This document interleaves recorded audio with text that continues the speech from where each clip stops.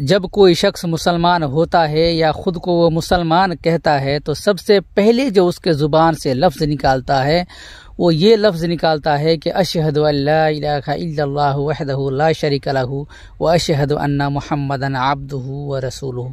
اس کے زبان سے یہی لفظ نکالتا ہے کہ اللہ کے سوا کوئی معبود نہیں اور اللہ کے شریک میں کوئی نہیں، یعنی اللہ کے برابر کوئی نہیں، اللہ کے مرتبہ کے برابر کسی کا مرتبہ نہیں، اور محمد صلی اللہ علیہ وسلم اس کے رسول ہیں اور اس کے بندے ہیں۔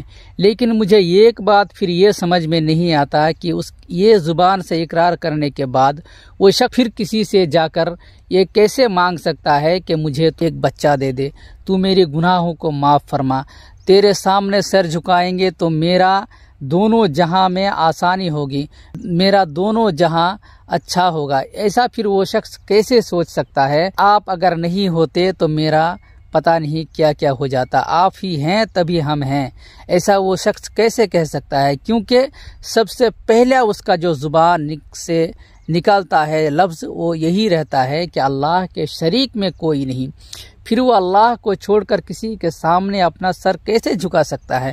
پھر وہ اللہ کو چھوڑ کر کسی کے سامنے جا کر سجدہ کیسے کر سکتا ہے؟ پھر وہ اللہ کے رسول کے سوا کسی اور کو اپنا رہنما کیسے مان سکتا ہے؟ پھر اللہ کے رسول کے سوا کسی اور کو اپنا دین کی حمایت دینے والا کیسے سمجھ سکتا ہے؟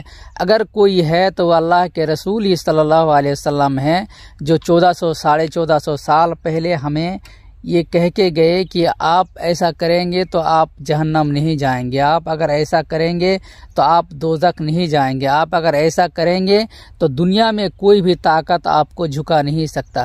صرف وہی ہے جو ہمارے لیے رہنما ہے، جو ہمیں راہ دکھاتے ہیں، ہمیں سیدھا راہ دکھاتے ہیں، اور محمد صلی اللہ علیہ وسلم وہ اللہ کے بندے ہی ہیں۔ اگر کوئی شخص یہ گمان رکھتا ہے کہ اللہ کے رسول نور ہے تو یہ بھی غلط ہے، کیونکہ جب وہ مسلمان ہوتا ہے تو سب سے پہلے یہ بھی شکار کرتا ہے اپنے زبان سے کہ عبدہ و رسولہ، سب سے پہلے اللہ کے رسول اللہ کے بندے ہیں، جیسا کہ ہم ہیں، آپ ہیں، جیسے دنیا کے لوگ اللہ کے بندے ہیں ویسے ہی اللہ کے رسول صلی اللہ علیہ وسلم بھی اللہ کے بندے ہیں۔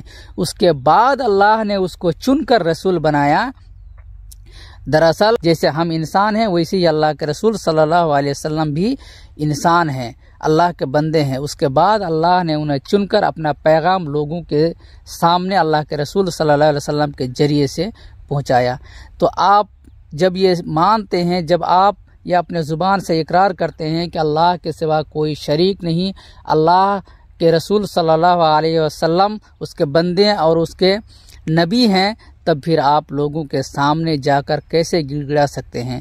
لوگوں کے سامنے جا کر اپنی زندگی کا بھیک کیسے مانگ سکتے ہیں؟ یہ صرف ایک ڈھونگ ہے، اس ڈھونگ کو چھوڑ کر آئیے اور پھر سے پڑھیے اور اللہ اور اس کے رسول کے اوپر ایمان لے کے آئیے۔